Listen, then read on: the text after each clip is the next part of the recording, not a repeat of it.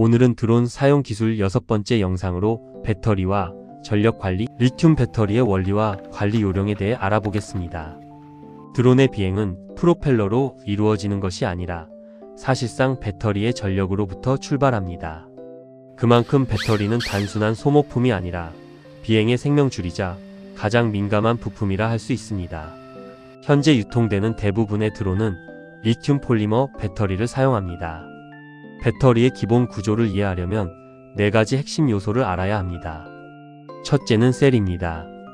전압을 구성하는 기본 단위로 3개의 셀이 연결된 3S 배터리는 약 11.1V의 전압을 가집니다. 둘째는 mAh로 표시되는 용량입니다.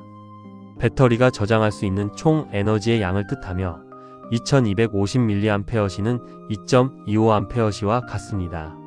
셋째는 출력 전압으로 배터리 내부에 조합된 셀의 개수에 따라 기준 전압이 결정됩니다. 1셀 기준 전압은 3.7V입니다. 마지막 넷째는 순간적으로 공급 가능한 최대 전류량을 나타내는 방전율입니다. 특히 DJI의 최신 인스파이어 3나 매빅 3 프로 같은 기종들은 모두 지능형 배터리를 탑재하고 있습니다. 배터리 자체의 전압 조절, 발열 감지, 그리고 잔량을 표시하는 기능이 내장되어 있어서 과거보다 훨씬 안전한 비행이 가능해졌습니다. 그렇다면 내 드론은 얼마나 오래 날 수 있을까요? 드론의 비행시간은 단순히 배터리 잔량의 퍼센트만 보는 것이 아니라 전류 소비량과 배터리 용량의 관계로 정확히 계산할 수 있습니다. 계산 공식은 간단합니다. 배터리 용량을 평균 소비 전류로 나눈 값에 60을 곱하면 비행 분수가 나옵니다. 예를 들어볼까요? 3000mAh 용량의 배터리를 장착한 드론이 비행 중에 12A, 즉 12000mAh의 전류를 평균적으로 소비한다면 계산식에 의해 약 15분 동안 비행할 수 있다는 결과가 나옵니다. 다만 실제 비행에서는 바람, 기온, 그리고 짐벌과 카메라의 무게 같은 하중에 따라 약 플러스 마이너스 20% 정도의 변동이 생기므로 항상 보수적으로 계산해야 합니다. 소중한 배터리를 안전하게 충전하고 보관하는 실전 요령입니다.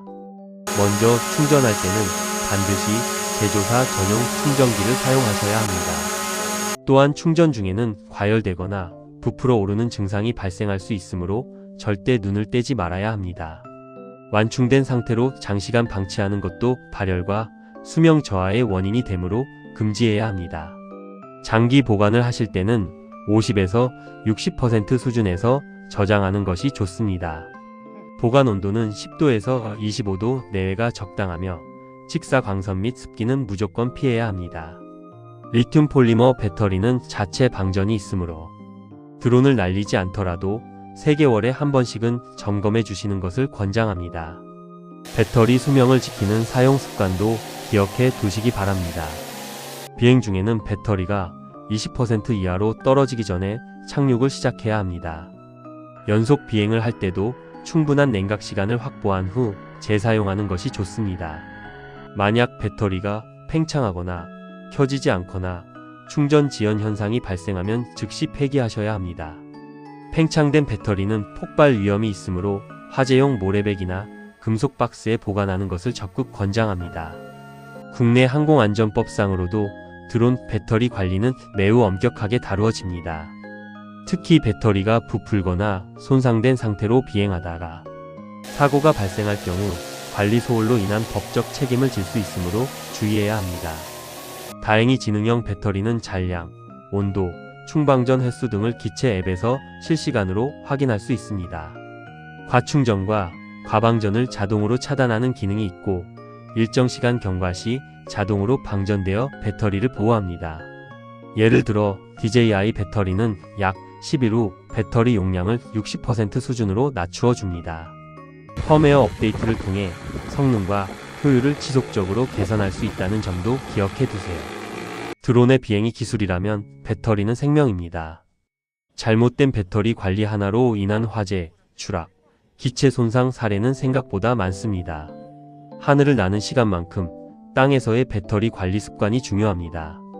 다음 편에서는 드론이 어떻게 장애물을 인식하고 회피하는지, 즉 비전 센서와 인공지능 기술을 중심으로 알아보겠습니다. 오늘 이야기가 흥미로우셨다면 구독과 좋아요, 알림 설정까지 부탁드립니다. 그럼 다음 비행에서 뵙겠습니다. 감사합니다.